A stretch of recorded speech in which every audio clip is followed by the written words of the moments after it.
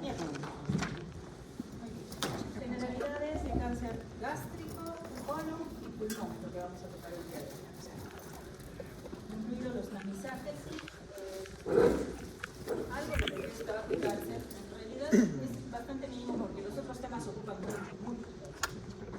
Bueno, cáncer gástrico es el quinto en incidencia a nivel mundial y en mortalidad lo mismo, quinto lugar. La situación en el Perú es diferente, como comentábamos el día miércoles, ¿no? La situación en el Perú dista bastante de la realidad mundial debido a una bacteria muy conocida por todos nosotros. No está en la incidencia a nivel mundial, continentes asiáticos muy afectados. Había una realidad interesante en el continente asiático, ¿no? Se vio en las poblaciones orientales, en los años 80 aproximadamente, que el cáncer gástrico era realmente muy frecuente. Y observaron también que los migrantes de estas poblaciones asiáticas hacia Estados Unidos disminuían su incidencia de cáncer gástrico en ellos y en sus generaciones siguientes, por lo que se comenzó a dilucidar los factores de riesgo para el cáncer gástrico en Asia, diferentes a los que tenemos actualmente nosotros, ¿no? ¿Cuál es el factor de riesgo para los asiáticos? Las Carnes. Saladas, o sea, nitritos, los nitritos. El pescado salado que consumen ellos era una de las causas principales. Y bueno, ellos han generado o han asumido una vigilancia y un tamizaje bastante interesante, por los cuales sus índices han bajado, pero no han mejorado de manera óptima, ¿no? Acá está, según Globocam, quinto lugar a nivel mundial en incidencia y mortalidad. En el planisferio, las zonas más afectadas son el continente asiático, ¿no? Continente americano, Latinoamérica y dentro de Latinoamérica, todos de la manito, Colombia, Ecuador, Perú y Chile son los más afectados. Justamente coinciden con ser los países más afectados por infecciones por Helicobacter pylori. En el género femenino, una situación bastante similar. Y en el Perú, pues, es más preocupante, ¿no? Es más preocupante que la realidad mundial. Es la cuarta causa de incidencia de cáncer en el Perú, en ambos sexos, pero ocupa el segundo lugar después del cuello uterino. Si nos vamos a las cifras más frías, en cuanto a los ambos sexos, es el tercero en incidencia, pero es el primero en mortalidad.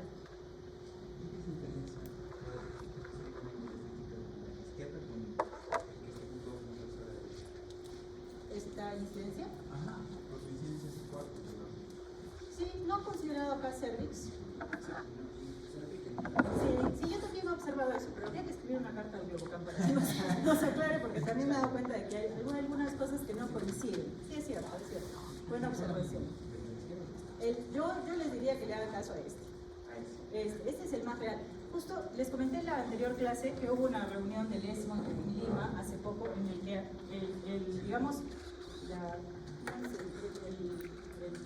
de lo que más se habló,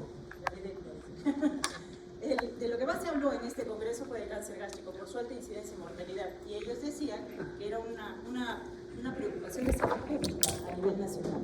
El cáncer gástrico es una preocupación de salud pública, así que mejor tomamos como tercer lugar.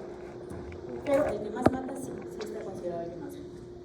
La realidad es diferente en los países desarrollados versus los países en vías de desarrollo. Tenemos que la incidencia de Estados Unidos ha disminuido desde los años 50, pero a expensas del cáncer distal, ¿no? Porque podemos dividir el cáncer gástrico por localización en proximal, corporal o distal. Entonces, en Estados Unidos sí ha disminuido el cáncer distal, pero ha aumentado el cáncer proximal desde la unión gastroesofágica. ¿Por qué? Por obesidad y sedentarismo. Esas son las principales causas de este tipo de cáncer, ¿no? Y los cánceres de los países en vías de desarrollo, incluido el nuestro, se encuentran en la región distal y en la región corporal, más asociados a Helicobacter pylori en estas zonas. Hay una diferencia entonces en localización de acuerdo a la ubicación geográfica.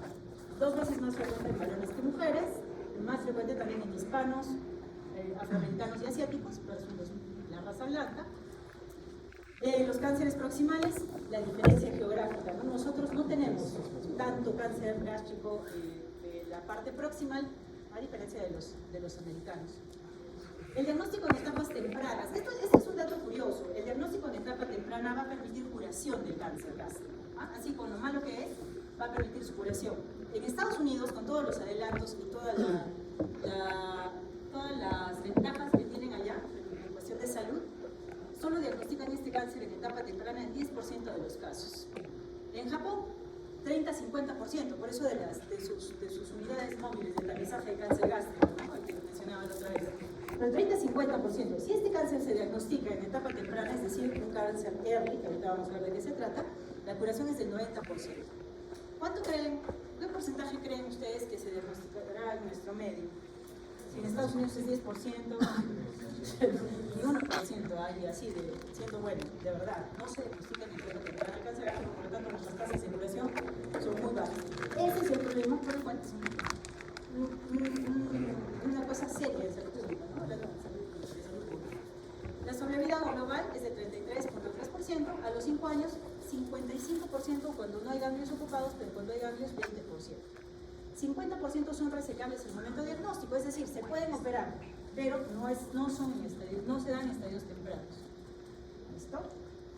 Entonces, esa es la particularidad. Hay varios tipos de clasificación para cáncer gástrico. Esta, por ejemplo, es la llamada, bien conocida, la van a escuchar, la van a leer, la de Sieber, que clasifica los cánceres de la unión gastroesofágica. ¿Por qué? Estos son unos cánceres particulares, ¿no? El tratamiento es dista del cáncer gástrico en sí. ¿Cómo se clasifica o cómo va a clasificar Sieber al cáncer de la unión gastroesofágica? La unión gastroesofágica verdadera, ¿no? Anatómica, es el punto de referencia. Tomamos 1 centímetro por encima y 2 centímetros por abajo. Entonces, todo lo que está por encima de este centímetro se clasifica como un tipo 1 de Sieber. Los que están entre 1 centímetro y 2 por debajo de la unión es el tipo 2, y los tipo 3 se encuentran por debajo de estos 2 centímetros. Es decir, para hacerlo más sencillo, 2 centímetros. Este es el punto de división, 2 centímetros por debajo de la unión gastroesofágica verdadera. Todos los tumores que se encuentren por encima de estos 2 centímetros se consideran para fines de tratamiento como esófago, mientras que los que se encuentran por debajo se consideran para tratamiento como un cáncer gástrico. Y si es un tumor tan grande que ocupa los 3 espacios, ¿cómo te llamas, hijo? Rodrigo. Entonces, el que es curioso dirá, ¿por qué? ¿Y cómo será? Pues no, una lesión súper grande que ocupa los 3. Se busca el epicentro del tumor. Difícil localizarlo, pero no imposible. Y en base al epicentro vamos a clasificar a nuestro paciente como Sieber tipo 1, 2 o 3 y de acuerdo a eso definir el tratamiento. ¿Listo? Bueno, algo de recuerdo anatómico, bastante breve, no tenemos mucho tiempo respecto a ello, pero para ser más preciso, los cánceres proximales, los de los americanos, van a tener mucha complicación de hilio esplénico e hilio hepático, ¿no? Bastante compromiso con resecciones muy amplias. Los cánceres distales y corporales, que son los que caracterizan a nuestra población, van a tener compromiso de colon transverso, duodeno y también pancreático, ¿no? Entonces, esta localización va a definir el tratamiento quirúrgico que vamos a ver un poco más adelante. En cuanto al compromiso ganglionar, tenemos 2 estaciones en lo que es cáncer gástrico. Esto es para la parte quirúrgica, sobre todo, y también para la estabilización del TNM, ¿no? La primera estación son los ganglios perigástricos, va del 1 al 6, y la segunda estación son los ganglios celíacos, gástrico izquierdo, esplénico, hepatoduodenal, de la arteria esplénica y de la arteria hepática. Todos estos ganglios se consideran estación 2. Desde el punto de vista quirúrgico, hay 2 tipos de cirugía o de linfadenectomía en el cáncer gástrico. Cuando se realiza solo un retiro, una decisión de la primera estación, se denomina una linfadenectomía tipo 1. Y cuando se retiran ambas, es tipo 2. Esta es la escuela japonesa, retirar todo, y también la escuela peruana, que simula o sigue mucho a la escuela japonesa en este aspecto, de retirar todos los ganglios, tanto perigástricos como más alejados, ¿no? Los distales. Ya los de la tercera estación, cuarta estación, pues no se consideran locales, sino ya metastásicos. Y de mencionar que en la cuarta estación no son los ganglios con nombre propio, ¿no? Han escuchado el Virchow, el irlandés, el María José, entre otros. Diseminación linfática, para llevar al compromiso. Y se encuentran, examinen, chicos, cuando hay un paciente con dolor epigástrico, ardor, reflujo, llenura precoz, síntomas sugestivos, examinen siempre región axilar y región cervical, porque ahí puede estar la madre del cordero. Ustedes encuentran un ganglio supraclavicular izquierdo, harta posibilidad de que sea abierto. Biopsia y ya tienen, es un metastasio, es un cáncer gástrico metastasio, ¿no? Entonces, en vez de estar buscándole 5 pies al gato, el ganglio puede estar bien al acceso, bien asequible y poderlo biopsiar. En cuanto a la clasificación histopatológica, 95% de los cánceres gástricos son adenocarcinomas y el otro 5% son histopatologías menos comunes, leiomyosarcomas, carcinoides, linfomas, los llamados GIST también. ¿Han escuchado de los cánceres tipo GIST? Los tumores tipo GIST también se pueden dar en estómago, no van a salir en las biopsias porque son del tejido conjuntivo circundante, es una particularidad de ellos.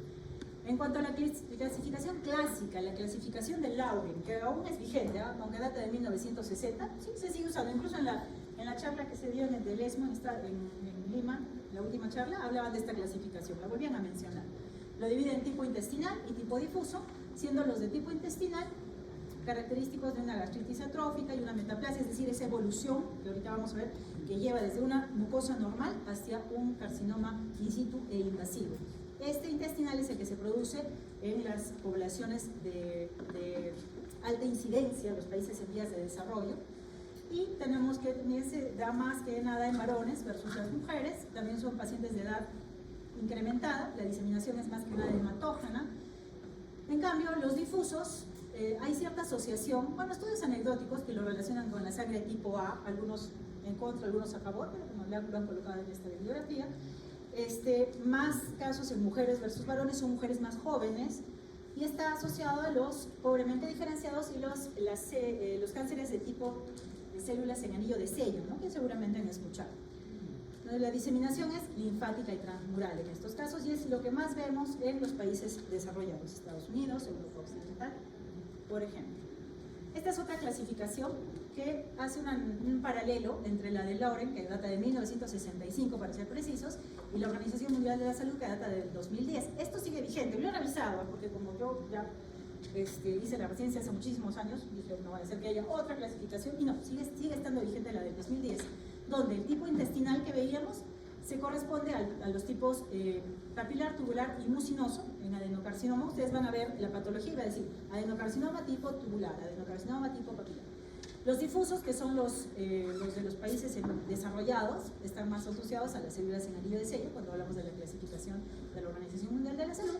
Hay un tipo indeterminado, un carcinoma mixto, y otros tipos mucho menos frecuentes que casi no hemos visto. Otra clasificación es la que va a dividir el cáncer gástrico en early y avanzado. El early es lo que les mencionaba, 10% de diagnóstico en Estados Unidos, 30-50% en Japón. ¿Hasta dónde llega el cáncer early? Mucosa y submucosa. No va a atravesar la submucosa, es decir, es un T1. Sobre todo se producen en la curvatura menor, pueden ser multifocales y algunos son tan pequeñitos como de 5 milímetros, menores a 5 milímetros. Los expertos, bueno, los gastroenterólogos expertos, los japoneses, son los que diagnostican estas lesiones mínimas de 5 milímetros con procedimientos llamados cromoendoscopía, ¿no? Entonces, esto lleva a que nuestro paciente, si es operado adecuadamente, incluso cuando son lesiones muy chiquititas, se hacen resecciones endoscópicas. Y estas resecciones endoscópicas o cirugías óptimas en esta etapa temprana lleva a un pronóstico de supervivencia de 90%, es decir, se curan el 90% de los pacientes, cosa que lastimosamente no vemos en nuestra realidad.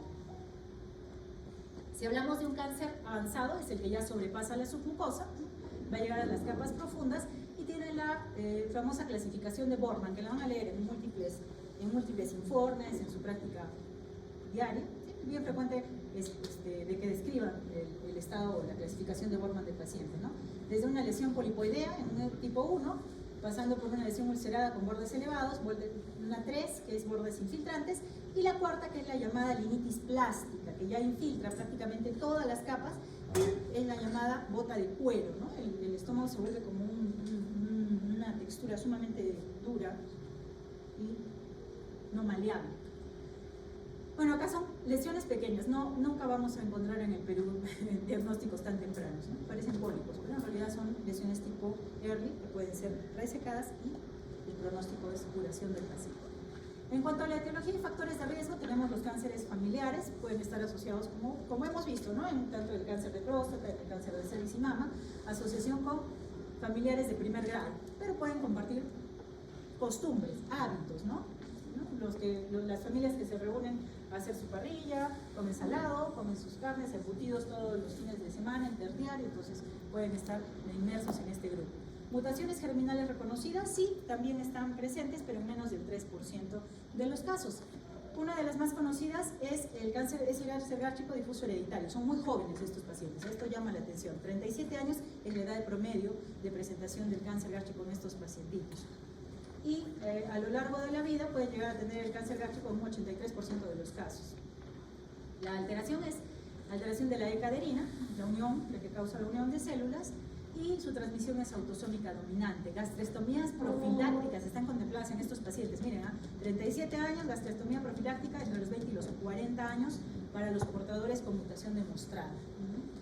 Síndrome de Lynch también está inmerso en cáncer gástrico, como vamos a ver en cáncer de colon. Esto lo voy a pasar rápido porque si hablamos de síndromes pues es bastante extenso, chicos, así que lo vamos a mencionar.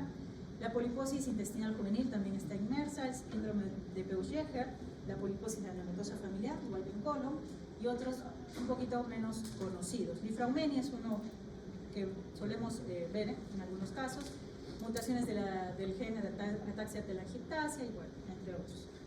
Para mencionarlos. La mayoría transmisión autosómica dominante. En cuanto a factores de riesgo, bueno, tenemos en primer lugar a nuestro conocidísimo Helicobacter pylori. 40% de infección por Helicobacter en población americana, Estados Unidos. Y nosotros, 70% de contacto, ¿no?, con el Helicobacter pylori, como comentábamos ese día. Que de acá para allá, infectados, de acá para acá, infectados. O sea, es grande. No completamente suficiente para el desarrollo de un cáncer gástrico, necesita sinergia con otros factores adicionales. Se ve sobre todo en la zona no cardial. La erradicación de este cáncer se ha visto que puede cambiar la evolución de la enfermedad, pero hay estudios contradictorios. Sin embargo, los textos definen que Helicobacter encontrado, Helicobacter tratado. Eso no lo comparten muchos gastroenterólogos. Sí he escuchado de varios compañeros de ustedes que han rotado con gastro y dicen, pero doctora, si es una cruz no lo tratan, observan. No, a los oncólogos, no solo es mi opinión personal, sino lo que dicen los textos, lo que dicen los encuentros internacionales es que sí debe ser tratado. Así la infección sea una cruz. Otros productos, los productos altos en sodio, obviamente, los embutidos y carnes procesadas a la cabeza. Aumenta, la dieta rica en sodio aumenta el 22% la posibilidad de padecer cáncer gástrico. Reconocidos como carcinogénicos del grupo 1 por la FDA, los embutidos, chicos, por favor, cuidarse de la salchipapita. Virus de Epstein-Barr está inmerso. Adenocarcinomas, o sea, el virus de Epstein-Barr no solo está en los linfomas, ojo, acuérdense bien. Está en el 10% de los adenocarcinomas gástricos también. Esta fue pregunta de examen en la anterior fase. Más asociada a pacientes varones, cánceres proximales, hay infiltración linfocitaria, pero menos compromiso de los ganglios. 8 a 10% de los adenocarcinomas van a estar asociados con el virus de Epstein-Barr. Fumar, más en la mujer que en el varón, también es causante del cáncer gástrico, como factor sinérgico. Y el índice de masa corporal. Si se acuerdan, en mama, el índice de masa corporal que aumentaba el riesgo era de 31.1. Pero en cáncer gástrico es otra la historia, más de 25.1, ya el riesgo está aumentando 1.8 veces, riesgo relativo. Radioterapia abdominal en sobrevivientes de cáncer. La cirugía abdominal, sobre todo las BILROT2, también están asociadas, y datos un poco contradictorios acerca de la exposición o acerca del consumo de alimentos guardados. ¿Por qué? Hasta el 2014, en Abeloff y en DeVita mencionaban como factor de riesgo el consumo de alimentos no refrigerados. ¿Qué pasaba? Que se produce una proliferación rápida de hongos, sobre todo en los cereales. Y estos hongos producen aflatoxinas, y estas aflatoxinas están asociadas al desarrollo de cáncer gástrico y cáncer hepático. No lo mencionan en las últimas ediciones, pero en las anteriores llegaban a mencionar que el uso del refrigerador, la invención del refrigerador, había cambiado ciertas circunstancias del cáncer gástrico. Pero a tener en cuenta, apenas tengan sus alimentos, por favor, refrigerarlos y al frizz, ¿no? Ponerlos en su depósito y al frizz. Es una recomendación saludable. Esta es la evolución de los cánceres intestinales, tipo intestinal, que va desde una mucosa gástrica normal, pasando por una gastritis crónica activa, atrófica, metaplasia intestinal, metaplasia colónica, displasia y adenocarcinoma, ¿no? ¿Se acuerdan? En cáncer de cervix hablábamos de la metaplasia, que era fisiológica, ¿no? Madura, y se convierte en un epitelio con glucógeno normal. Esto es diferente. Acá la metaplasia intestinal, a partir de la intestinal, ya se considera factor o se considera una lesión premaligna, que debe ser tratada y debe tener seguimiento. Entonces no es como en el cáncer de cervix que yo recibo el informe y digo, bueno, tiene metaplasia, tiene 50 años, es lógico. No, aquí la metaplasia sí, debe ir al gastroenterólogo, debe recibir tratamiento y debe hacérsele seguimiento. Un paciente con una mucosa gástrica normal tiene la posibilidad de hacer un cáncer de 256 pacientes. En cambio, ya una displasia, uno de 19. En cuanto al cuadro clínico, es muy inespecífico, chicos, ¿ah? Es muy inespecífico. Las gastritis, los reflujos, la acidez, el Helicobacter pylori puede confundirnos fácilmente. Malestar abdominal, dolor epigástrico, plenitud, reflujos, fatiga, anemia ya nos va preocupando, pérdida de peso, anorexia nos va preocupando, ya la situación puede estar más avanzada, náuseas, vómitos, disfagia o pseudoacalasia, cuando se trata de la unión gastroesofágica, ahí hay disfagia y pseudoacalasia. Y la saciedad temprana, uno de los síntomas que se me prenden las alarmas y se me paran los pelitos de punta, es cuando el paciente les dice, yo comía esto y no me llenaba, pero ahora como así de poquito y me lleno. No, eso no es normal en un paciente con una gastritis, por ejemplo, ¿no? La saciedad temprana puede estar asociada con la linitis plástica, el Bormann tipo 4. Ya todo el estomaguito duro, por lo tanto, se llenan rápido. Y esta saciedad temprana no es un signo temprano, es un signo tardío de cáncer gástrico. Masa abdominal palpable, ya cuando la situación está bastante avanzada. Metástasis en nodos remotos, como vimos, Virchow, María José, ganglio irlandés, ¿no? En axilita. Melenas cuando ya hay sangrados, obviamente, y asitis y obstrucción intestinal cuando ya hay compromiso de peritoneo. Cáncer gástrico es uno de los que más metastiza a cavidad peritoneal, por lo tanto los pacientes pueden presentarse con signos de asitis y obstrucción intestinal muchas veces cuando se nos ha pasado todo lo anterior. Lo que les decía también, ¿no? Que van al médico y les da omeprazol forever, años, y la situación pues se ha podido diagnosticar antes, ¿no? Hay una situación especial en cuanto al cuadro clínico, que es el tumor de Krukenberg. ¿Lo han escuchado el tumor de Krukenberg?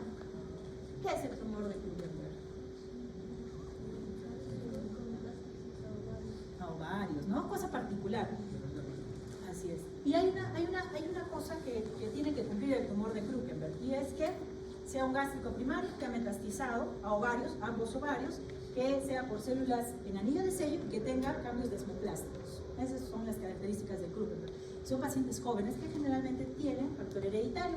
Hace un par de años, 2, 3 años, casi por la pandemia, justo una buena amiga mía, una enfermera, fue diagnosticada de tumor de Krukenberg. Se fue en 2 meses, o sea, es muy agresivo. Nos habla de mutaciones reconocidas, probablemente difíciles de respuesta a la terapia, ¿no? Y llegan a ser lesiones sumamente graves. Estos son tumores de Krukenberg, realmente de tamaño significativo. Los tumores de Krukenberg, las células en anillo de sello, tumores realmente muy evidentes a nivel de ovarios. Y el diagnóstico, no hay tamizaje, ¿se han dado cuenta? Me pasé de frente al diagnóstico. ¿Hay tamizaje o no hay tamizaje para cáncer gástrico? ¿Qué dicen? Votación a favor, ¿hay tamizaje? Levanten la mano. Votación en contra. No hay tamizaje, chicos, es preocupante. Claro, las guías internacionales, como el cáncer gástrico es el 5º lugar en incidencia y 5º lugar en mortalidad, no tienen establecidos tamizajes de forma general. Lo que sí tiene Japón, por ejemplo. Japón sí tiene unos tamizajes excelentes, pero no, las guías internacionales no. Y como las guías internacionales no establecen tamizajes a la población en general para cáncer gástrico, el Perú tampoco las asume en la práctica privada. Porque en la práctica privada hay mucho tamizaje, pero particularmente como no hay a nivel mundial nada arreglado, ellos no lo hacen y deberían hacerlo. Justamente también se comentaba en este encuentro del ESMO que todos los pacientes con síntomas gástricos deben pasar por su endoscopía, chicos. Bueno, puede intentarse tratamiento, ¿no? para una gastropatía, pero si no funciona, a los 2-3 meses tenemos que pasar por endoscopía. No le huyamos a la endoscopía. Otra opción es el gol estándar por endoscopía. Otra opción de diagnóstico es la ecoendoscopía. ¿Han escuchado de la ecoendoscopía alguna vez? ¿Sí, no? Para los que no han escuchado, chicos, es un endoscopio que tiene su ecógrafo, ¿no? al mismo tiempo, por lo tanto va a poder ver profundidad de lesión. Y sobre todo estas secuendoscopías se usan en los cánceres de la unión gastroesofágica para ver compromiso adyacente y compromiso ganglionar. También se utilizan las secuendoscopías para llegar a tumores en la cabeza de páncreas. Ingresan hasta la cabeza de páncreas, ven dónde está el tumor y de ahí biopsia, ¿no? Ahorita el hospital lastimosamente se ha quedado sin un cuendoscopio y lo tenemos que estar mandando a la práctica privada y cuesta 1.500 soles el cuendoscopio. Es un paciente sí, carita, pero necesaria en algunos casos. La tomografía para estudios de extensión. La resonancia, no hay un amplio beneficio en cáncer gástrico en la resonancia, ¿no? Porque lo mismo lo vemos por tomografía y la resonancia es bastante cara. Sí, resonancia es mucho más útil en cánceres de la vía biliar, por ejemplo, que necesitamos ver si hay compromiso o no, cáncer de páncreas, ver si hay compromiso o no de vasos, ¿no? Pero en gástrico, la resonancia podemos no indicar. La paroscopía, la parotomía diagnóstica puede evitar cirugías agresivas. Entran, observan, hay metástasis y cierran. Eso es lo que hace una laparoscopía diagnóstica. PET-CT en algunos casos está indicado cuando hay dudas respecto al diagnóstico, pero no de arranque. Y bioquímica sanguínea, los famosos marcadores tumorales, ¿no? Que mencionábamos en la clase anterior también. El carcinoma embrionario, el CA19-9, el 125 puede estar elevado en la asitis, está elevado también, ¿no? No solo en cáncer de ovario, también en algunos casos de cáncer gástrico y en asitis de todas maneras, así sea de otra causa, ¿no? Asitis por cirrosis, el CA125 no es de extrañar que esté elevado, así que es un marcador no específico. Ya sabemos, no es diagnóstico, es seguimiento. Y el 72%. Estas son imágenes, este es un ecoendoscopio tal cual, va a mostrar la profundidad de la lesión. La tomografía, que incluso puede ver el engrosamiento de la pared gástrica. Esta es una pared gástrica normal y esta es una pared gástrica engrosada por infiltración de una neoplasia que tiene zonas hipercaptantes y zonas hipocaptantes y metástasis múltiples, ¿no? Y está redondo el diagnóstico. La laparoscopía diagnóstica que les mencionaba y el PET-CT cuando hay dudas respecto a alguna lesión. No lo usamos mucho en cáncer gástrico. En cuanto a perfil molecular, recuerdan que en cáncer de mama hay 4 tipos moleculares, ¿no? Luminales, el triple negativo. Bueno. En el caso de cáncer gástrico ya está estipulado, esto también en las guías, 4 tipos de cáncer gástrico desde el punto de vista molecular. Los de inestabilidad cromosómica, los habituales, los que tienen mutaciones o alteraciones a nivel de los receptores o de las vías de señalización intracelular, los típicos, 50% de los casos. Los que tienen inestabilidad microsatélite. ¿Saben lo que es la inestabilidad microsatélite? ¿Sí? ¿Lo han escuchado alguna vez? Es bien sencillo. Existen los microsatélites, son pequeñas secuencias de ADN repetitivas a lo largo de la doble cadena y son muy susceptibles de ser dañadas, lastimadas. Los mismos RP se encargan de reparar justamente estas zonas. Y cuando hay inestabilidad de estas moléculas, alteración o mutación de los mismos RP, pues no hay quien repara. Y se produce la llamada inestabilidad microsatélite, que también va a estar presente y se va a hablar mucho de esto en cáncer de colon. Esta inestabilidad microsatélite hace que mi paciente no responda a la quimioterapia y no responda tampoco a los bloqueos específicos, las terapias diarias. Entonces, una de las opciones es inmunoterapia, bloqueando lo que es las vías de señalización, o mejor dicho, los ligandos y receptores de la respuesta inmunológica. ¿Han escuchado de la inmunoterapia? Sí, es algo bien lógico, ¿eh? Y bien interesante, sencillísimo. Célula tumoral, su antígeno, que es identificado por el linfocito T. El linfocito T, al reconocer al antígeno tumoral, libera toda su batería de respuesta inmune, factor de necrosis, interleucinas y todo ello, pero la célula tumoral es muy lista y tiene también un receptor, o mejor dicho, un ligando llamado PDL1, que se va a unir al PD1 del linfocito T, que es un receptor, un ligando y un receptor de freno de la respuesta inmune. O sea, estoy aquí, pero como voy a frenar tu respuesta inmune, no me vas a atacar. Y la célula sigue replicándose. Entonces, la terapia inmune va dirigida a bloquear tanto el ligando como el receptor. Y si bloqueamos ambos, la respuesta inmune sí se va a dar y va a poder el mismo cuerpo acabar con las células malignas. Ese es el principio de la terapia inmune. Y ese es el principio por el cual un sistema inmunológico que se encuentra más estable, más adecuado, responde mejor y puede no desarrollar una neoplasia. Un sistema inmunológico venido o menos, pues, puede no tener la misma respuesta. Otros tipos, subtipos, no subtipos moleculares, sino que otras expresiones que se pueden dar en el cáncer gástrico son las del HER2, igual que en el cáncer de mama. También en el cáncer gástrico, hasta en 7 a 38% de los casos de cánceres tipo intestinal pueden presentar sobreexpresión del HER2, como vimos en cáncer de mama, es el segundo dominio del EGFR, bloqueamos, demostramos que está sobreexpresado, lo bloqueamos y el paciente responde. Y lo último es una proteína llamada claudina, que tiene que ver con la adherencia de célula a célula. También si se encuentra esta mutación de la claudina, hay tratamientos biológicos específicos. Esto es lo último, ha salido en la NCCN del año pasado, recientemente. Entonces ya lo diagnostiqué, no lo tamicé, pero sí lo diagnostiqué. Encontramos que no tiene o no lesiones nodulares, o ganglios metastásicos o ganglios a distancia y lo estadificamos, ¿no? La estadificación, el T, a diferencia de las lesiones sólidas, es de acuerdo a la profundidad. Mucosa submucosa es un T1A o B, ¿no? Hasta acá es un cáncer temprano, el que se puede curar. Lo del resto está, no, la situación es muy diferente. Y puede procederse luego a una estadificación, tanto clínica como patológica. Hay una diferencia en esto.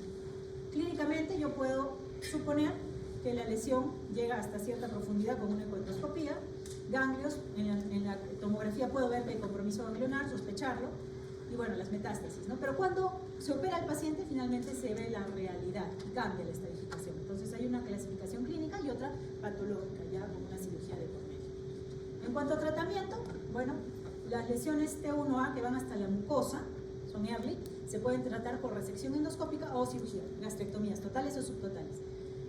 El T1B, que es la submucosa, ya no hay opción de resección endoscópica, ya tiene que ir a cirugía y posteriormente adyuvancia. Todos reciben adyuvancia, todos los cánceres gástricos, excepto los T1A, los operables. Los T2 llegan hasta la muscular propia y si hay compromiso o no ganglionar, deben ir allá a una quimioterapia neoadyuvante, es decir, algo que nos permita reducir el tamaño de la lesión, reducir el componente ganglionar y posteriormente ir a cirugía y una adyuvancia. Y si la lesión es irresecable, con un T2 o más N positivo, o sea, ganglios positivos, pero no se puede operar, el cirujano evalúa y no hay posibilidades quirúrgicas por el compromiso de vasos u otras zonas, se procede a una quimio-radioterapia, que ya es definitiva, ya no se opera y solo se le da la quimio-radioterapia. Si la lesión es metastásica o no puede ser operado un ancianito, por ejemplo, un ancianito que no lo van a operar imposible, bueno, vamos a tratamiento sistémico, evaluando todas las posibilidades de mutación y en base a eso dar terapia target más la quimioterapia. Quimioterapia de elección, 5-fluoruracilo, igual que en colon, en gástrico, 5-fluoruracilo, no tiene pierde. Oxaliplatino, cisplatino, los platinos también están inmersos y los taxanos, sobre todo el 12-taxel. Esa es la combinación que más se usa para cáncer gástrico y de colon.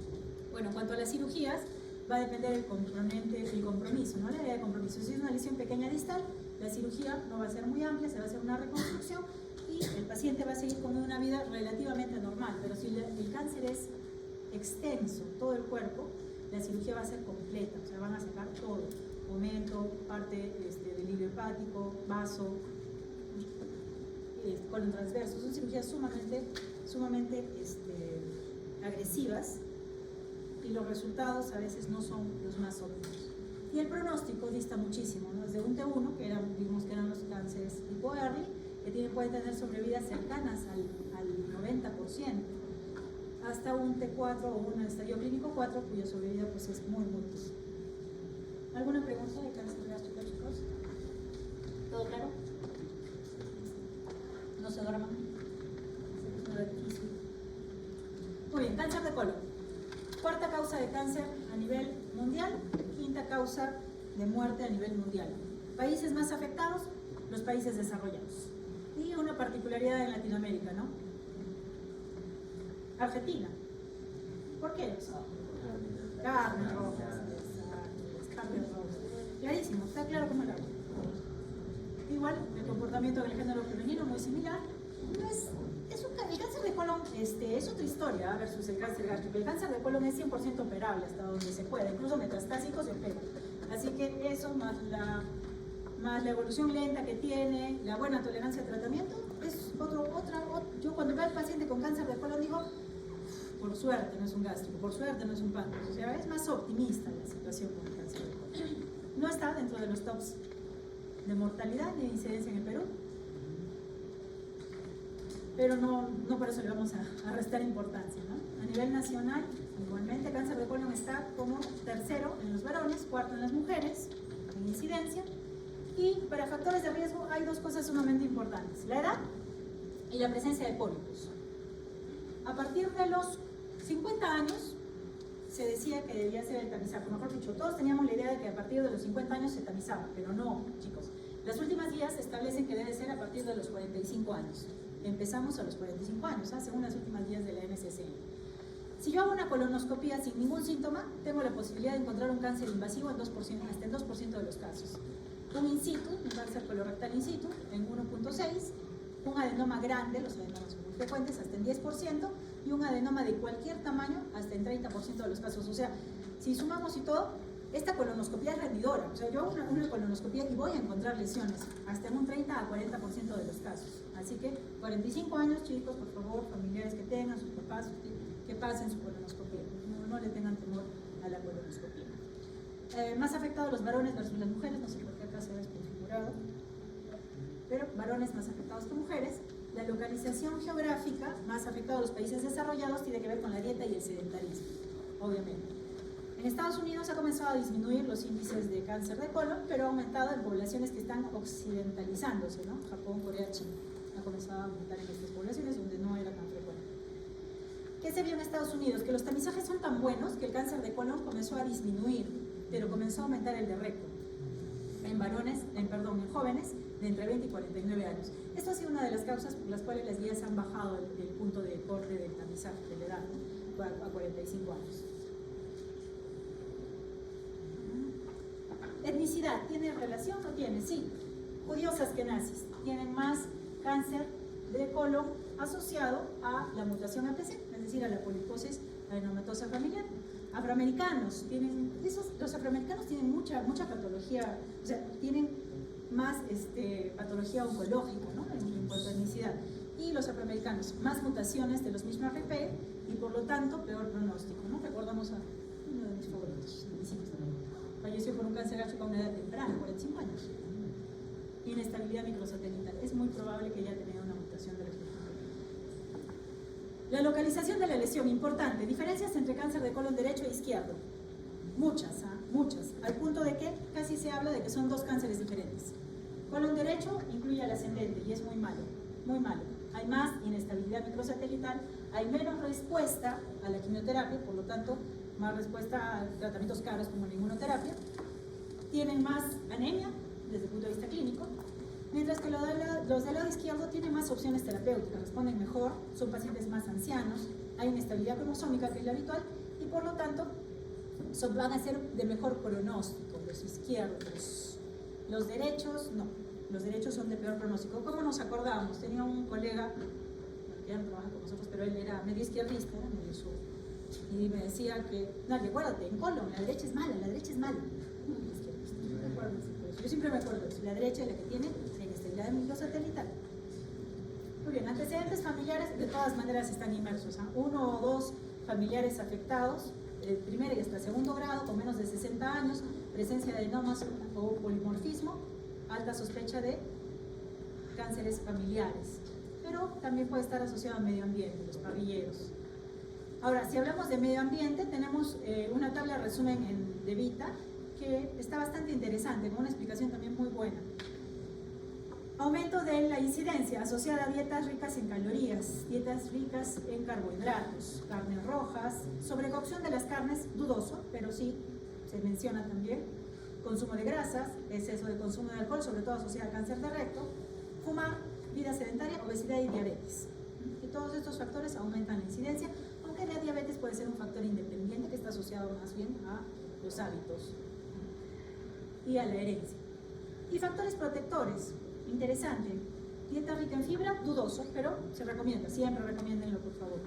Uso de antioxidantes, vitamina D. Si hay estudios bien serios que demuestran que la vitamina D es protectora, igual que el calcio, pero aún no se recomienda como parte de prevención. Frutas, verduras, Antiinflamatorios no esteroideos. Hay una particularidad en cáncer de colon y es que hay asociación con situaciones o con problemas inflamatorios. Enfermedad de Crohn, colitis ulcerativa, está asociado como un factor de riesgo importante para cáncer de colon, lo cual nos indica que hay, pues, el factor inflamatorio puede estar presente y por lo tanto los antiinflamatorios no esteroideos ser ciertamente protectores. Algo maravilloso, el café. Hay estudios muy serios de que el café es protector contra el cáncer de colon. Que no tengan temor a tomarse el café. También cáncer gástrico. Hay estudios también que refieren que el café es protector para cáncer hepático y para cáncer de mama.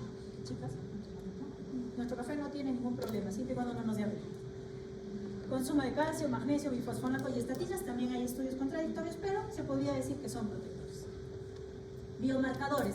Lo que hablábamos acerca de la inflamación, ¿no? PCR, amiloide sérico, leptina, factores de crecimiento similares a la insulina y el péptido C pueden ser de utilidad porque hay asociación a inflamación en el desarrollo de cáncer de colon. Algunos cánceres no tienen asociación a inflamación, pero cáncer de colon sí lo tiene. Interesante, en el último de Vita hablan del PBH también, nuestro famoso PBH. Asociación poco clara, va a haber más estudios y probablemente nos digan que también está inmerso. Y algunas cepas de Escherichia coli. Esta es una tabla de resumen donde vemos factores de riesgo hereditarios, los síndromes adenomatosos polipoideos, los amartomatosos, causas familiares y causas no familiares. Está bien resumidito, más o menos lo que hemos estado conversando. Pueden revisar esta tablita, está bastante interesante.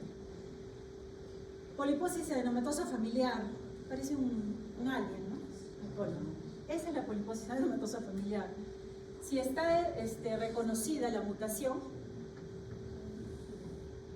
100% de posibilidad de ser la enfermedad, 100%, chicos. Entonces, mutación del gen APC, esas son las colectomías a edad temprana, ¿no? Cuando está reconocida la mutación y vemos este tipo de colon. Mutaciones de novo también existen, o sea, sin antecedentes genéticos hereditarios. 30% de los casos son mutaciones de novo. Y hay situaciones particulares, tumores de tiroides, ampulares y cerebrales, sobre todo estos últimos, se le llama, en el escenario de una mutación PAF, el síndrome de Turcotte. Muy importante la detección y el tratamiento temprano en estos pacientes. El síndrome de Lynch, el no polipósico, no porque no tenga pólipos, sino que tiene menos de 100 pólipos. También tiene pólipos, está dentro del grupo de síndromes polipósicos, pero tiene menos de 100 pólipos. Se le atribuye al 3% de todos los cánceres colorectales y su penetrancia no es el 100% como el APC, sino 80%. Hay dos tipos, el tipo 1 y el tipo 2. El tipo 2 es el que está asociado a las neoplasias del espectro del síndrome de Lynch, así se les llama. Estómago, intestino delgado, conducto biliar, pelvis, vejiga, perdón, hay un error de digitación, endometrio, piel y páncreas dudoso. Pero todos estos cánceres están implicados o pueden estar asociados al síndrome de Lynch tipo 2. La mutación del síndrome de Lynch es de los MISH-MARP con una alteración microsatelital que vamos a ver un poquito más claro en las siguientes diapositivas. Bueno, esta también es, estas son unas tablitas que demuestran los factores de riesgo asociados al síndrome de Lynch. Se usaban los criterios Bethesda, se usan los criterios Bethesda y también los Amsterdam, pero en la actualidad más los Bethesda. En cuanto a mutaciones, perfil biológico molecular del cáncer de colon, la alteración cromosómica, pues con las diferentes alteraciones tanto a nivel de los receptores de membrana como las vías de señalización, se identifica cuál es el problema y se bloquea. Terapia biológica TART. Las mutaciones más frecuentes son las del EGFR, BRAF, KRAS y del factor de crecimiento del endotelio vascular. Cada uno tiene un bloqueo diferente. Identificamos qué es lo que tiene. En el mejor de los escenarios, en la práctica privada, porque en el seguro es difícil, no tenemos acceso a mutaciones. Podemos tener las drogas, pero no tenemos acceso a mutaciones. Ahí sí tenemos que vernoslas. Es algo contradictorio. Hay tratamiento biológico en el seguro, pero no hay quien nos corra las mutaciones. Entonces, ¿cómo vamos a dar tratamiento? No tiene lógica, pero eso pasa. ¿Qué les puedo decir? Se identifica, se une o se bloquea la mutación específica y está el tratamiento. Pero hay una cosa particular en cáncer de colon y quiero que estemos bien atentos a esta parte. Hay dos tipos de cáncer de colon. El 80% es el tipo de alteración de la estabilidad cromosómica, es decir, las alteraciones en las vías de señalización y en los receptores. Y el 20% son las alteraciones de la reparación del ADN. Entonces, desde el punto de vista molecular, estas son las dos etiologías. Por suerte, la mayor parte está dentro de la alteración de la estabilidad cromosómica.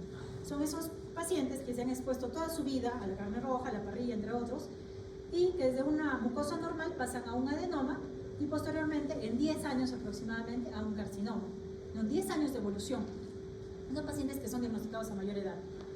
Sin embargo, los pacientes con alteraciones de la reparación del ADN, es decir, de los famosos mismatch repair, pueden ser mutaciones ya heredadas, como el síndrome de Lynch, o pueden ser mutaciones adquiridas por epigenética. Estas alteraciones de los mismatch repair por epigenética, es decir, que también por exposición, pero que no han llevado a la inestabilidad cromosómica, sino a esta mala inestabilidad microsatelital, son el mayor problema para tratamiento. Más mutaciones BRAF, que tienen translocación BE, alteraciones del colon ascendente, lo que les decía, la derecha es mala, son más resistentes al 5-fluoruracilo y el tratamiento básicamente es inmunoterapia, y la inmunoterapia realmente es muy cara. O sea, si es una mutación o es un cáncer del lado derecho y esta mutación es adquirida, esta mutación o alteración de la reparación del ADN es adquirida, el paciente no tiene muchas opciones de tratamiento, no va a responder. Todos los otros tienen una mejor expectativa. En estos pacientes se producen más adenomas tipo aserrados. Acuérdense, los adenomas aserrados están más asociados a los cánceres de colon derecho que tienen inestabilidad microsatélite adquirida por epigenética. En cuanto al cuadro clínico, va a ser diferente el cuadro clínico del lado derecho versus los cánceres de colon del lado izquierdo. El lado derecho tiene más anemia, no se obstruye mucho porque tiene más espacio, el meso es más largo, por lo tanto no se va a obstruir. La anemia sí es una constante, muchas veces el paciente ni se dio cuenta, pero viene hecho un papel, viene con 5, hace unos días ha venido un paciente con 5 de hemoglobina, nunca se dio cuenta que había sangrado en las heces, jamás se percató. Bueno, hematoquesia, melenas, fatiga y debilidad, sobre todo en el lado derecho, rectorragia en el lado izquierdo, dolor abdominal tipo cólico, cuadros de pseudoobstrucción en el lado izquierdo también, porque no hay mucho espacio, así que está más fijo también el colon sigmoide, por lo tanto se va a obstruir más. Alteraciones del hábito intestinal. Ojo, los pacientes que les digan, doctor, doctora, tengo diarreas alternado con estreñimiento. ¿Me preocupa o no me preocupa? Probablemente han tenido procesos inflamatorios de larga data, su colitis ulcerativa, o su síndrome de Crohn, o su colon irritable, ¿no? Y hay asociación a inflamación, por lo tanto sí me preocupa esas alteraciones del hábito defecatorio. Pérdida de peso, masa intestinal o abdominal palpable, sí se palpa, muchas situaciones, así que no dejen de examinar a sus pacientes. Adenopatías, ya cuando la situación está más avanzada, crecimiento hepático, ictericia, bueno, cuando ya es una enfermedad muy avanzada con compromiso de vía biliar, signos pulmonares cuando hay metástasis en el nivel pulmonar, y principalmente las complicaciones son hemorragia, obstrucción, perforación y metástasis que llevan a un deterioro significativo de nuestro paciente. Muchas veces los pacientes, o sea, clave la anemia, chicos, anemia sí nos debe preocupar, y sobre todo en cáncer de colon. Cuadros obstructivos sí me debe preocupar, obviamente. Cánceres de colon izquierdo, sospecha de cáncer de colon izquierdo. Se va mucho a hígado el cáncer de colon. El principal lugar para metástasis de cáncer de colon es el hígado, a diferencia del cáncer de recto. El cáncer de recto va primero y más frecuentemente a pulmón. Esa es una diferencia significativa, ¿no? Ahora colon y recto están en 2 guías separadas, como que fueran 2 enfermedades diferentes. Por si acaso yo me he enfocado más en colon, pero hay varias situaciones que distan de colon y recto. Entonces, para el diagnóstico sí hay tamizaje, para empezar, pero es importante los antecedentes familiares y personales. La anamnesis, obviamente, un examen físico exhaustivo, laboratorio, el carcinoma embrionario también lo medimos ahí. La colonoscopía, que es el gol estándar, tomografías pancorporales para ver compromiso a distancia. Si se trata de cáncer de recto, se recomiendan las resonancias, porque van a evaluar el compromiso local. En cuanto a la biología molecular, sí es importante hacer un perfil genético para el tratamiento posterior en las mejores realidades, no la nuestra, por desgracia. Y las biopsias líquidas también nos sirven, ¿no? Se toma una muestra de sangre y se tamiza y se evidencia solo con la muestra de sangre qué mutaciones tiene el paciente, y en base a eso se define su tratamiento, ¿no? La colonoscopía como el gol estándar, la tomografía que nos permite identificar lesiones sólidas a nivel de colon. ¿Han visto esta imagen alguna vez? Parece un alien. Es un pólipo. ¿Por qué estudio? Es una colonoscopía virtual. En el seguro lo hacían, ¿no? pero se dieron cuenta que no tiene mucho sentido, porque igual el paciente tiene que prepararse, tiene que tomar toda la preparación, deshidratarse, luego está en el baño toda la noche, le hacen la colonoscopia virtual, es decir, una tomografía con reconstrucción en 3D y sale el pólipo. Señor, te tiene que volver a preparar porque ahora tenemos que ir a la colonoscopia que se lo saque. Entonces no tiene mucho sentido. Ya no la usamos, la verdad. Antes la recomendábamos, pero ahora no tiene mucho sentido. Las tomografías que por excelencia nos van a diagnosticar las lesiones hepáticas. También podemos tener la suerte de ver un pólipo o una lesión pediculada, en este colon, por ejemplo, con gas. Las resonancias también van a evidenciar lesiones hepáticas. Lesiones hepáticas son muy constantes. Si yo veo lesiones en hígado, sospecho de colon. Aún se me viene a la cabeza que la primera opción puede ser colon. Y la econdoscopía en recto, que ve profundidad de la lesión. Muy importante para definir si ese paciente va a ir a cirugía o no. En recto, la situación es diferente. El colon les dije, se opera, ¿no? Se opera, incluso metastásico. Recto no. Recto no se opera. Recto se prefiere dar una neoadjuvancia, algo que reduzca la lesión y que permita hacer una cirugía menos agresiva. Entonces, en base a todo ello, tamizo a mi paciente. Y lo clasifico como de riesgo promedio o como de riesgo alto. El tamizaje empieza a los 45 años, como ya les mencionaba, y riesgo promedio, los que no tienen historia personal ni familiar de adenomas, enfermedad inflamatoria intestinal o fibrosis quística, síndromes hereditarios o cáncer de la infancia. Estos son los que no tienen factores de riesgo, o sea, la mayoría de los que vamos a ver en nuestra práctica. Los que sí tienen estos factores van a ser considerados pacientes de riesgo alto. Me he enfocado en el riesgo promedio, porque esos son los que vamos a ver en nuestra práctica diaria. Colonoscopía o test de sangre oculta en heces. La colonoscopía es el gol estándar, es la preferida. Si no hay pólipos, no encuentro nada en la colonoscopía y todo está bien, repito la colonoscopía cada 10 años. Es decir, que un paciente sin antecedentes y sin pólipos va a hacerse su colonoscopía 2 a 3 veces en su vida, no más. Si encuentro pólipos, tengo que retirarlos. O sea, hay colonoscopías como tamizaje y que vienen a la consulta y dice pólipo de tanto por tanto. ¿Y el pólipo lo sacaron? No. Tienen que volver a pasar por colonoscopía. Tienen que sacar ese pólipo. Polipectomía es la indicación. Si esta polipectomía resulta ser una hiperplasia o un pólipo hiperplásico, chiquito, vuelvo a hacer mi tamizaje cada 10 años. Pero si es un pólipo grande, de más de 1 centímetro, hiperplásico, tipo aserrado o tipo sesi, tiene que ir de todas maneras a una colonoscopía cada 3 a 7 años. Yo prefiero mandarlos cada 3 años, la verdad. Pero básico que se hace la polipectomía durante el procedimiento. El test de Guayaquil tiene 2 opciones, el antiguo, que tenía una preparación bastante engorrosa, no tenían que comer carne, no tenían que comer verduras verdes, tenían que hacer dieta solo blanca y el paciente cuando tiene que dejarla mucho no puede porque se estima. Complicado, sí, la verdad es complicado. Así que lo que se usa hoy en día es el test inmunológico. No necesita ninguna preparación. Si es negativo, se repite cada 1 a 3 años y si es positivo, tiene que ir de todas maneras a colonoscopía. Particularmente prefiero que se haga la colonoscopía, pero bueno, eso depende de los seguros también. En el seguro no, o sea, el seguro social va a ir el paciente y va a decir, quiero tamizarme, tengo 45 años y el seguro social no le va a hacer su colonoscopia, chicos. La demanda, el desconocimiento, la poca voluntad de algunos colegas, de verdad, he tenido pacientes, su mamá ha tenido cáncer, vaya a hacerse su colonoscopia, no, doctora, dice que no tengo síntomas y que no me corresponde, hágase la parte privada. No queda de otra, pero orientar bien a nuestros pacientes, porque si sabemos qué es lo que tenemos que hacer con ellos, podemos evitarnos un problema gigante a futuro a partir de un pequeño polipito que podemos retirar. Bueno, la estadificación es en cuanto a profundidad, no voy a profundizar en eso, pero las lesiones T1 son aquellas que llegan hasta la submucosa, parecido a lo que es el cáncer de colon, y las lesiones T4 son las que ya invaden estructuras adyacentes y hacen al cáncer inoperable en algunas situaciones, ¿no? El compromiso ganglionar nos da el N, la metástasis, ojo que si hay compromiso peritoneal, ya se considera un M1C, o sea, es el estadio más avanzado del compromiso peritoneal. Compromiso peritoneal M1C convierte este cáncer en un 4C, solo opciones de tratamiento paliativo. Y la situación es diferente en cuanto a pronóstico, como les decía. Hasta un estadio clínico 13, miren, ¿no? 13 supervivencias por encima del 70%. Los 4 sí ya la situación es más complicada, ¿no? La sobrevida no es tan mala tampoco, 40%. En cáncer gástrico es otra la situación, completamente diferente. En cuanto al tratamiento, definir si es operable o no. Hasta un T4A se puede operar, incluso con ganglios positivos.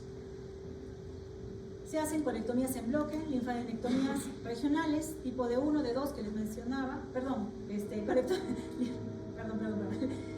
linfonodos regionales, o sea, se puede sacar, no hay una estación, no están establecidas las estaciones como si lo están en cáncer gástrico. Acá sacamos la mayor cantidad de ganglios posibles y se dice que una cirugía es óptima cuando se ha sacado más de 12 ganglios. Basta que tenga 12 y la cirugía está adecuada.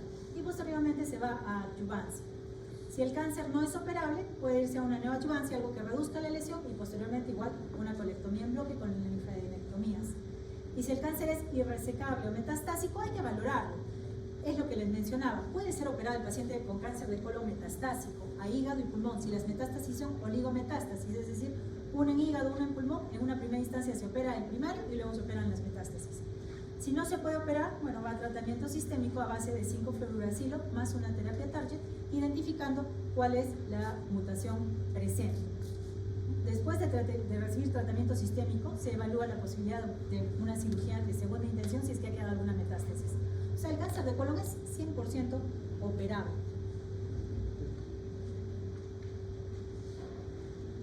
¿Dudas, preguntas acerca del cáncer de colon?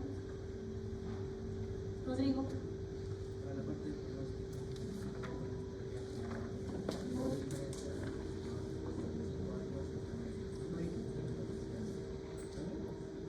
No entendí. A ver.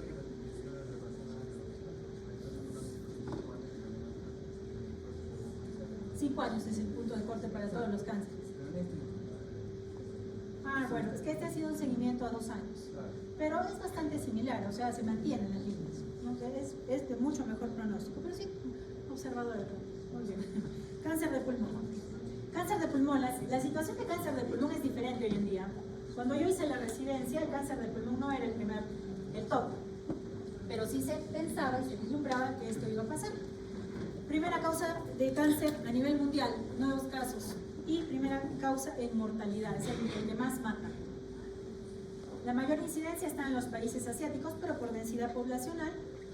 Y si vemos el planisferio, países asiáticos son los más afectados. Igual en el género femenino, bastante similar. En el género femenino hay una situación, cáncer de pulmón más incidente en Estados Unidos y Canadá, porque las mujeres hemos adquirido el mal hábito y sí se ha concientizado a los varones. Los varones han bajado su consumo de tabaco, pero las mujeres no. Esa es una situación particular. En el Perú, cáncer de pulmón ocupa el segundo lugar como causa de muerte, pero pronto probablemente ocupe también el top.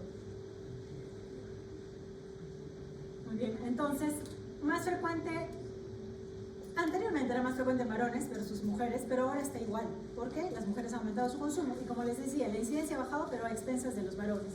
Mujeres no han tenido una baja significativa del consumo de tabaco. Y sí, lo que sí se ha evidenciado es que hay menor mortalidad en países en desarrollo porque están utilizando las últimas terapias target e inmunológicas. Esto es todo un boom, porque cáncer de pulmón con quimioterapia nada más, en un estadio avanzado, solo sobrevive un año. Un año. Si es un estadio avanzado y tenemos suerte y tolera el tratamiento, vive un año. Pero con las nuevas terapias target e inmunoterapias, la sobrevida está aumentando hasta 4 años y hay casos de curación. Entonces, esto de mortalidad puede cambiar a futuro. En los países desarrollados, por lo menos en nosotros, no sabemos todavía. Humo de tabaco, principal causa. 80-90% de los casos están asociados al humo de tabaco. El tabaco tiene 30 sustancias carcinogénicas reconocidas, dentro de las cuales una de las principales son los hidrocarburos aromáticos policíclicos, las nitrosaminas, los nitratos. La nicotina es el componente adictivo, ¿no? Por lo cual el paciente no deja el tabaco. Los fumadores pesados es realmente difícil, incluso teniendo cáncer y explicándole que el cáncer ha sido causado por su consumo de tabaco, el paciente no deja el tabaco. Y no dejar el tabaco va a empeorar su pronóstico. Peor pronóstico, peor respuesta a tratamiento, mayores complicaciones con el tratamiento. Entonces, es un serio problema el consumo de tabaco. Un fumador pesado. ¿Cuál es el fumador pesado? Más de 20 cajetillas. Exacto. Hay una formulita. Paquetes consumidos por año sobre la constante, ¿no? 2.75. Y si tienen más más de 20 en esa formulita, consideramos al paciente como un fumador de alto riesgo o un fumador pesado. Este paciente tiene 20 veces más riesgo de hacer cáncer de pulmón. Si es un exfumador, su riesgo nunca va a bajar, 9 veces, nunca va a bajar, van a pasar los años y va a tener más riesgo respecto a la población no tabaquista. Y el tabaquismo pasivo, es decir, los fumadores de segunda mano, los fumadores pasivos, tienen 3 veces más riesgo o 17% veces más riesgo de padecer el cáncer de pulmón, sobre todo si el niño ha sido expuesto el paciente, mejor dicho, en la niñez, es decir, los hijos de fumadores. El cáncer de tabaco está asociado el cáncer de pulmón está asociado a todos los tipos de cáncer de pulmón. ¿Se acuerdan que hay una clasificación? Ahorita vamos a ver la clasificación. En los cánceres de pulmón, de células pequeñas y de células no pequeñas. Eso es a grandes rasgos, ¿no? El tabaco está asociado a todos. Antes se decía que estaba más asociado al cáncer de células pequeñas, pero ahora se sabe que es a todos los cánceres de pulmón.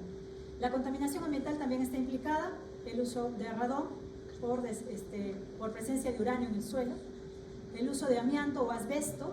Estas son moléculas que se encuentran en la minería y en algunos tipos de insumos que hoy en día utilizamos, en las tejas, en el asfalto está presente. Hay legislación desde el 2003 en el Perú para regular el uso de esta sustancia, pero como todo en este país, no funciona. Así que es muy probable que estas sustancias sigan presentes en muchos componentes de nuestro día a día. La radiación ionizante, producto de las bombas de Hiroshima y Nagasaki, miren, hasta ahora, esta radiación ionizante, de hace más de medio siglo, mucho más, está presente. La combustión de combustibles fósiles, es decir, nuestras combis asesinas, uso de productos de calefacción y cocina. Acá está incluido la costumbre que tienen las poblaciones latinoamericanas, ¿no? Sobre todo las peruanas de la sierra, el uso de biomasa, humo de biomasa, uso de leña para cocinar, acá está incluido. Y otros materiales usados en la minería, ¿no? Cromo, níquel, arsénico, éter y el gas mostaza. Hacen una sinergia, igual que en todo, pero la principal causa, el humo de tabaco. 80-90% de los cánceres de pulmón están asociados al humo de tabaco. También hay factor familiar asociado a algunos dosis de susceptibilidad, pero no es muy significativo a diferencia de las otras neoplasias. Patología pulmonar, esto sí es importante. Tuberculosis, enfisema, bronquitis, EPOC, fibrosis. Todas esas patologías van a predisponer a nuestro paciente para el desarrollo de cáncer de pulmón. Si encima fuma, los pacientes con EPOC, por ejemplo, los riesgos se incrementan. Síndromes hereditarios asociados a mutación del P53 y de la proteína del retinoblastoma también están inmersos, como Li-Fraumeni, síndrome de Li-Fraumeni, pero no hay una lista enorme, como si lo hay en gástrico y colon, de síndromes genéticos hereditarios asociados. La dieta tampoco tiene mucho que ver. En realidad, la dieta está más inmersa en los cánceres gastrointestinales. En pulmón, dudoso.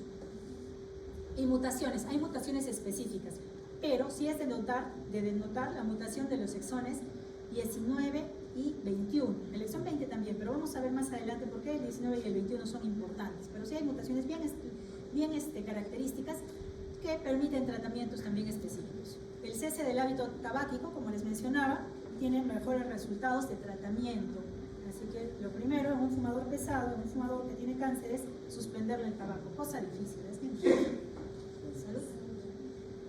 Muy bien, la incidencia, sobre todo en la población afroamericana. Mortalidad también, número 1, los afroamericanos. Tan complicados la situación de los afroamericanos en los diferentes tipos de cáncer más frecuentes. En cuanto a histopatología, como les mencionaba, teníamos la idea que eran los cánceres de pulmón, de células pequeñas y de células no pequeñas. Los de células no pequeñas ahora se consideran dentro de un grupo llamados neuroendocrinos, y la nueva clasificación de la Organización Mundial de la Salud, que data del 2021, ya no tiene esta división en dos. Ahora son 6 grupos. Los epiteliales, donde están los adenocarcinomas, que son los más frecuentes, y los escamosos. Los neuroendocrinos, donde están los tumores neuroendocrinos y los carcinomas neuroendocrinos de células pequeñas. ¿Cuál es la diferencia de estos dos? ¿Saben cuál es la diferencia en los neuroendocrinos? Es la diferencia, el grado de diferenciación. Los tumores neuroendocrinos tienen un grado bajo de diferenciación. Podrían ser considerados incluso benignos, entre comillitas, y a veces se pueden observar. Sin embargo, los carcinomas neuroendocrinos, que se producen en estas células que están en diferentes anatomías del cuerpo, son mucho más agresivos, desdiferenciados y sí ameritan tratamientos oncológicos, ¿no? Los tumores neuroendocrinos a veces se operan y ahí quedan, no hay ningún problema. A veces ni se operan, se observan. También tumores de tejido ectópico, melanoma. ¿Han escuchado de melanoma en pulmón? Sí hay, existe, sí, ahí está. Lo dice la Organización Mundial de la Salud. Melanoma, hay varias teorías. Algunas dicen que el melanoma se produjo en la piel y el sistema inmunológico lo contuvo, lo desapareció, pero ya metastizó pulmón. Entonces encontramos melanomas en pulmón. Y algunos dicen que puede ser tejido ectópico embrionario de alguna manera, que puede llevar a un melanoma de pulmón sin que haya nada en piel. Tumores mesenquimatosos, los pecomas de células adyacentes a los vasos y los hematolinfoides. Esa es la nueva clasificación de la Organización Mundial de la Salud para histopatología de cáncer de pulmón. Y acá la Devita lo organiza bastante bien dentro de los epiteliales. Adenocarcinomas son los más frecuentes, chicos, los más frecuentes dentro de cáncer de pulmón, y de denotar los de células pequeñas o carcinomas neuroendocrinos. Aquí vino lo de los estudios moleculares, ¿no? Sobre todo para adenocarcinoma, que es el cáncer más frecuente de pulmón. Se ha visto que en las poblaciones americanas o latinoamericanas y asiáticas que comparten genética, ¿no? Los asiáticos, ¿se acuerdan? Cruzaron cuando hubo la glaciación, llegaron, bueno. Entonces, eso ha llevado a que mutaciones del EGFR en el exón 19 y 20 estén presentes en los asiáticos y en los latinoamericanos entre un 35 a 50% de los casos, ¿no? Aquí vemos. Estas mutaciones del EGFR están muy presentes en los latinoamericanos y asiáticos, es decir, en nuestra población. En Estados Unidos esta mutación no llega ni al 10%, es bajísima, pero en nuestra población sí, por lo tanto, se puede dar tratamiento específico una vez que identificamos la mutación del EGFR.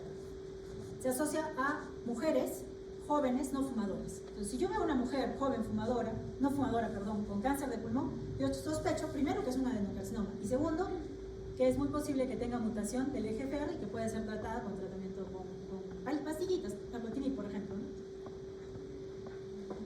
La población europea y estadounidense tiene más mutación del KRAS, esta que se ve en verde aquí. 42% de los cánceres tipo adenocarcinoma tienen este tipo de mutación, y se da sobre todo en pacientes fumadores. No es diferente. Ahí hay un punto de diferencia importante, por lo cual tal vez no llegue a ser el número 1 en mortalidad en nuestra población por cáncer de pulmón. Tal vez. Muy bien. Entonces, hay múltiples mutaciones específicas en cáncer de pulmón, del gen ALK, EGFR, MET, RET, y toda su vía de señalización, líneas abajo, que lleva a la transcripción en el intranuclear. Estas mutaciones, si se identifican, pueden llevar a tratamientos diana que solucionen nuestro problema de la manera más adecuada y sin intoxicarlos con quimioterapia. El problema es el mismo, y lo hemos visto todos los días en estos últimos meses. Había un laboratorio privado que hace las mutaciones en nuestros pacientes con cáncer de pulmón metastásico o estadio clínico 4. Sale la mutación del EGFR y esa mujer no fumadora joven recibe su bloqueo específico que tiene el seguro y la solución está dada. Sobreviven, ¿no? 2 años, 3 años. Tenemos pacientes jóvenes con familia que va muy bien. Pero este laboratorio particular nos ha bloqueado, ha dicho que ya no va a hacer más testeos. Estamos ordenados. Estamos solicitando, ahorita estamos solicitando a instancias en Lima que por favor el seguro adquiera los paneles de mutación, que dicho sea de paso son muy caros. Porque si no, tenemos las drogas para tratamiento, pero no podemos darlas. Injusto, ilógico. Síntomas: tos, disnea a la cabeza, hemoptisis, muy frecuente. También puede haber sibilancias localizadas. Ojo, chicos, cuando examinen a un paciente con sibilancias localizadas, piensen que puede ser una lesión tumoral cavitada, una lesión tumoral bien localizada. Entonces, eso no es frecuente. Las sibilancias bien localizadas en un punto no son frecuentes. También neumonías a repetición, también puede estar como factor o como síntoma sugestivo de un componente, sobre todo endobronquial. Si hablamos de una diseminación intratorácica, los mismos: disnea, tos, dolor pleurítico. ¿Duele la pleura?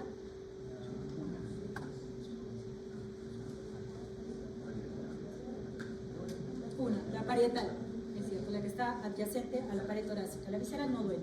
Y exactamente este cáncer duele cuando hay un derrame pleural que separa ambas pleuras. En el momento de la separación, ahí es donde el paciente se muere de dolor, ese típico dolor que han escuchado en punta de costado, ¿no? Ese es el dolor en el cáncer de pulmón cuando las pleuras se están separando por el derrame.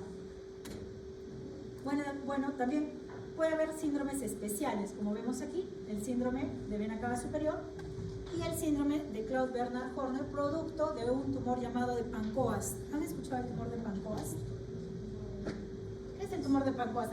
Un punto más. Ahí está, muy bien, doctora.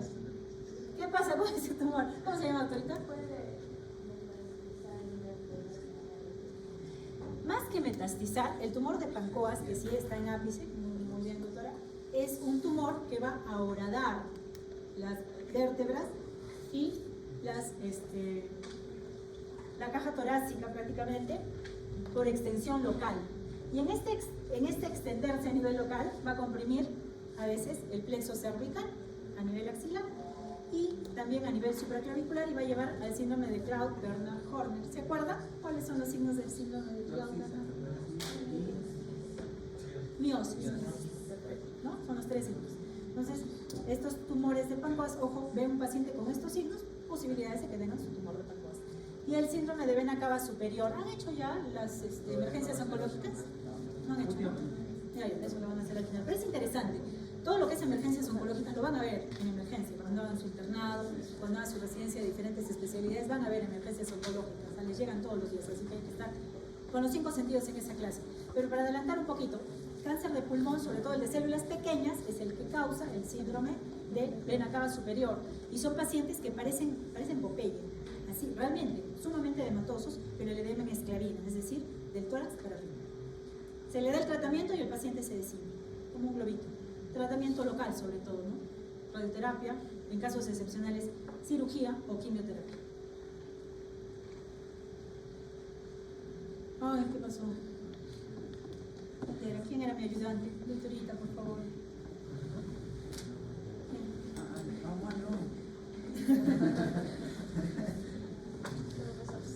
No sé, estaba funcionando a lo mejor y de repente...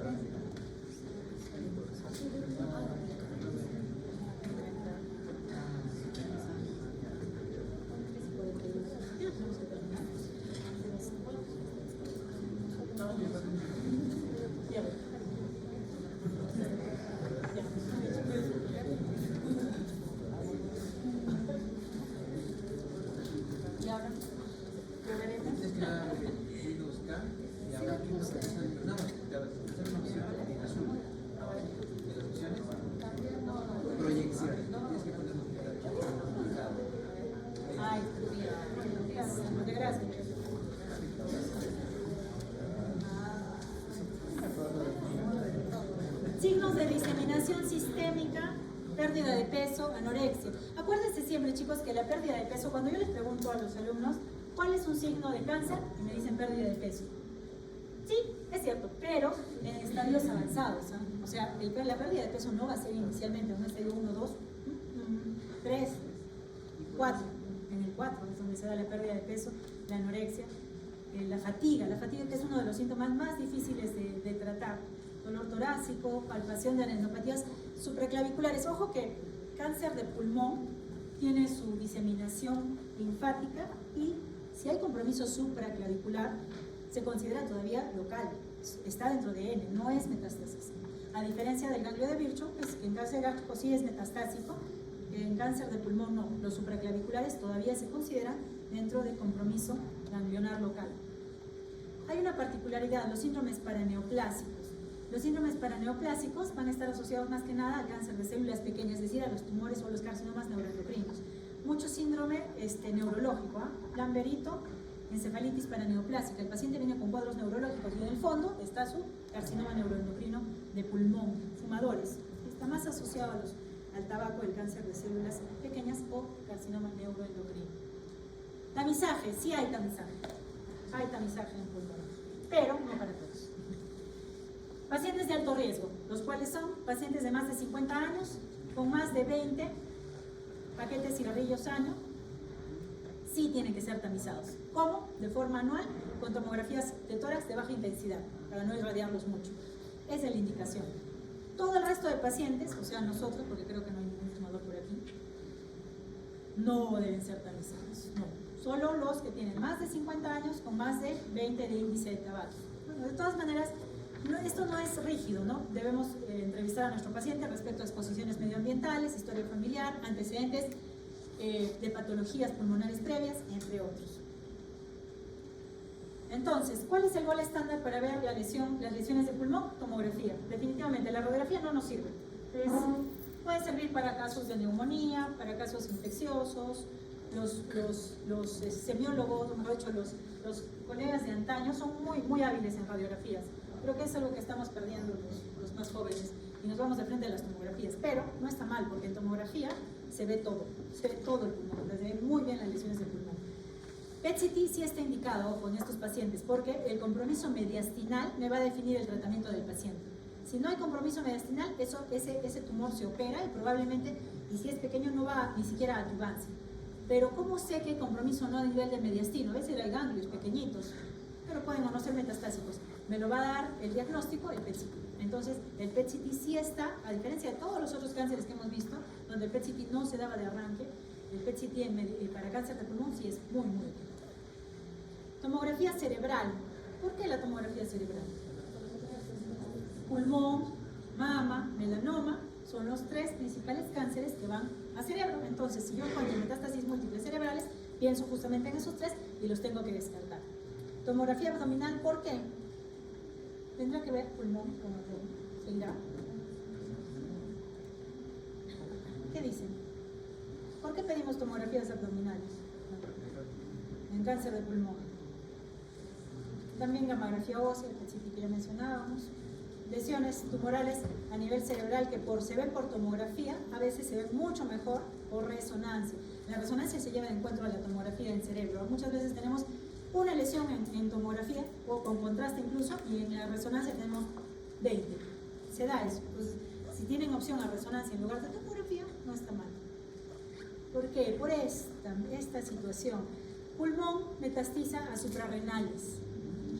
Es un sitio de metástasis poco común, pero que sí lo vemos en pulmón, por lo que siempre debemos hacer estudio de cerebro y de abdomen. Esa es la suprarrenal derecha, como una patita de ganso, por eso. Y esta es la suprarrenal izquierda, tumoral.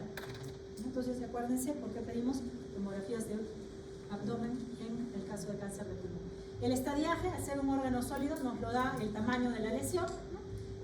Ya para considerar un T4 son más de 7 centímetros, el T1 va desde 1 hasta 3 centímetros. Como les dije, no es difícil memorizarlo, revísenlo, pero no, así sinceramente no voy a preguntar esta día. Pero revisen, tengamos siempre idea de qué se trata. Compromiso ganglionar, como les decía, hasta incluso los ganglios supraclaviculares son considerados compromiso ganglionar regional. Y el compromiso ganglionar me va a definir la posibilidad quirúrgica. Es importantísimo saber si hay o no ganglios comprometidos y para eso nos ayuda el PET-CT. Otra cosa interesante en el estadiaje es que si hay derrame pleural o derrame pericárdico en cáncer de pulmón, ya se considera un M1A, es decir, una lesión metastásica. Ya es un estadio clínico 4 de arranque. Encuentran derrame pleural, derrame pericárdico, se hace la toracocentesis diagnóstica y salen células de neoplasia. Entonces es un estadio clínico 4, ya de inicio. Importante entonces en tratamiento, uno, si el paciente es tabaquista, dejar de fumar. Segundo, hacer el perfil molecular, y esta recomendación la da la guía. El perfil molecular se debe hacer desde el estadio clínico 1B para tener opciones de tratamiento. Entonces, según la guía, el estadio clínico 1A y hasta 2A, es decir, 5 centímetros sin compromiso de ganglios, va a cirugía y posteriormente a adyuvancia, cirugía de inicio. Desde el 2 o siguiendo por el 2B hasta el 3A, quiere decir con compromiso ganglionar N1 o N2, que es compromiso contralateral incluso en mediastino, una neoadyuvancia, quimioterapia, radioterapia y siempre hacerle su tomografía cerebral. Esta neoadyuvancia permite reducir la lesión e ir a cirugías óptimas con una adyuvancia posterior. Si no se opera, porque no se permite, o sea, no es posible la cirugía, va a quimioterapia con terapia tárdica, haciendo su perfil molecular previamente.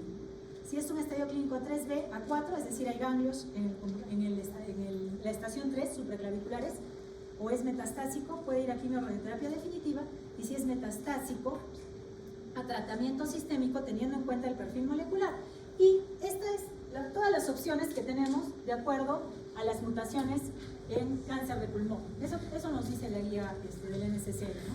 Tamizamos al paciente, mejor dicho, le hacemos su secuenciación genética, vemos dónde está la mutación y tenemos todas estas opciones para las diferentes mutaciones en cáncer de pulmón. Es uno de los que más ha avanzado en la terapia target y la inmunoterapia. La inmunoterapia se da en los pacientes que tienen más del 50% de expresión del PDL1, es decir, de ese ligando que se unía al PD1. Y opciones de tratamiento, identificando la mutación específica, terapia target, y la inmunoterapia en los casos que no demuestre ninguna mutación específica y puede ser aplicado a los pacientes que tienen más del 50% de expresión de esta molécula.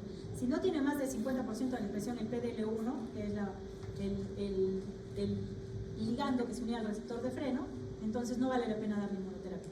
Tenemos diferentes drogas como atezolizumab, pembrolizumab, cemiplimab, son drogas que son nuevas, ¿eh? El cemiplimab, por ejemplo, ya no lo hemos llegado a utilizar todavía. Y el nivolumab, que va contra el PD1. La situación de cáncer de pulmón ha cambiado, chicos, completamente. Las sobrevidas son mucho más largas con las nuevas terapias. Las limitantes que son muy caras y que no podemos usar, no podemos diagnosticar las mutaciones específicas si no hay apoyo del gobierno. En la práctica privada sí la hay, se hacen las mutaciones, hay protocolos y el paciente puede sobrevivir al cáncer de pulmón y curarse incluso. Muy bien, eso sería todo, chicos.